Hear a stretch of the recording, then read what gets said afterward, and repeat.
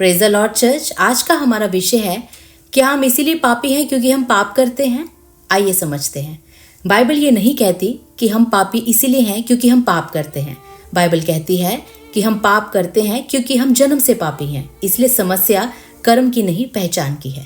दाऊद भजन संहिता 51:5 में कहता है, देखो मैं अधर्म में उत्पन्न हुआ और पाप में मेरी माता ने मुझे गर्भ में धारण किया। इसका अर्थ ये नहीं कि उसकी माँ पाप करती थी, बल्कि ये कि पाप की प्रकृति हमें विरासत में मिलती है। इसी कारण पौलुस रोमियो 5:12 में कहता है, एक मनुष्य के द्वारा पाप संसार में आया और पाप के द्वारा मृत्यु, इसीलिए हम पापी पैदा हुए और पाप करना हमारी स्वाभाविक प्रतिक्रिया बन गई। तो प्रियो, इसलिए बाइबल कभी ये नहीं कहती कि पुराने मनुष्य को सुधारो, बल्कि कहती है कि पुराने मनुष्य को मरना होगा। इसीलिए प्रभु यीशु ने यूहन्ना 3:3 में निकोदेमुस से साफ कहा, यदि कोई नया जन्म ना ले तो वह परमेश्वर का राज्य देख नहीं सकता। ध्यान दीजिए, प्रभु यीशु ने बदल जाओ नहीं कहा, बल्कि नया जन्म लो कहा, क्योंकि जो जन्म से ही गलत है उसे सजाने से कुछ नहीं बदलता। इसीलिए 2 कुरिन्थियों 5:17 में लिखा है, यदि कोई मसीह में है तो वह नई सृष्टि है, पुरानी बातें बीत गई। प्रियो, जब हम मसीह पर विश्वास करते हैं तो पवित्र आत्मा हमारे आत्मिक मनुष्य को नया जन्म देती है। तीतुस 3:5 कहता है, तो उसने हमारा उद्धार किया और ये धर्म के कामों के कारण नहीं जो हमने आप किए, पर अपनी दया के अनुसार नए जन्म के स्नान और पवित्र आत्मा के हमें नया बनाने के द्वारा हुआ। प्रियो, उस पल हमारा आत्मा जीवित हो जाता है, क्योंकि इफिसियों 2:1-5 कहता है, तुम अपने अपराधों में मरे हुए थे, लेकिन अब मसीह के साथ जीवित किए गए हो। तो प्रियो, आत्मा का नया जन्म तुरंत होता है, लेकिन कहानी यहीं खत्म नहीं होती। इसके बाद मन का नया होना शुरू होता है। इसलिए पौलुस रोमियो 12:2 में कहता है, इस संसार के समान ना बनो, परंतु अपने मन के नए हो जाने से बदलते जाओ।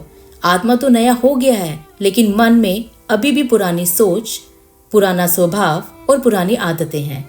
इसीलिए हमें वचन के द्वारा अपने मन को तैयार करना पड़ता है। और प्रियो, फिर आता है शरीर।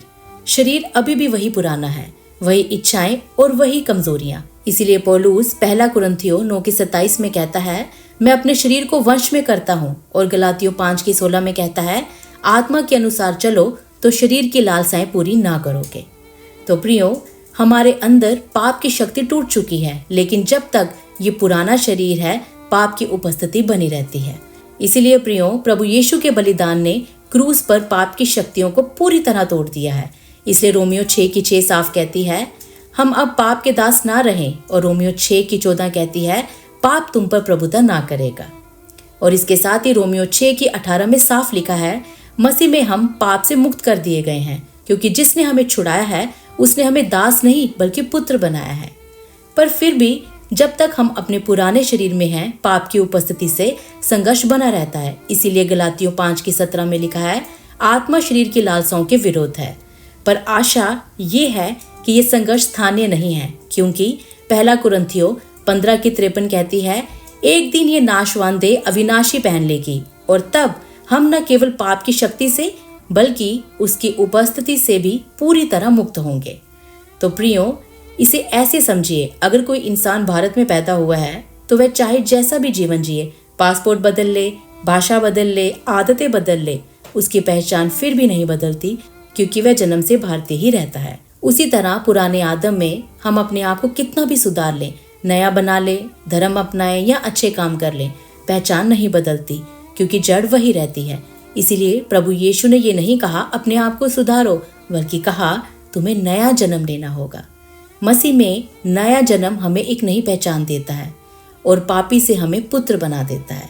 इसीलिए बाइबल का सवाल ये नहीं है कि मैं क्या करता हूँ, बल्कि ये है कि मैं किस में जन्मा हूँ और मैं कौन हूँ। आमीन।